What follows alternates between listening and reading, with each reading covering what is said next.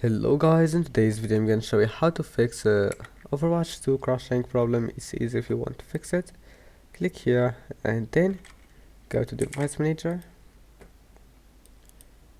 device display adapters, right click updates, search automatically for drivers, do the same thing to the next one,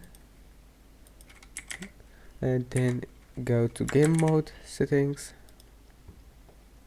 make sure it's on, go to captures, turn off recording, background recording and recorded audio, go to Xbox Game Bar, turn it off, go to graphics settings, make sure it's on, and after that you will need to restart your PC. So just restart your PC and then open GeForce Experience. Now go to drivers, check for updates, and then make sure to install the latest update for your graphics card.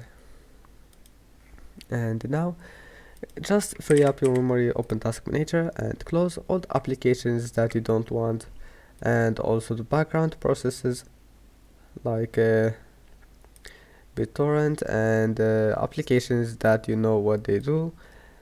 And that's it. Your problem must be fixed. After that, don't forget to like and subscribe, and see you in the next video.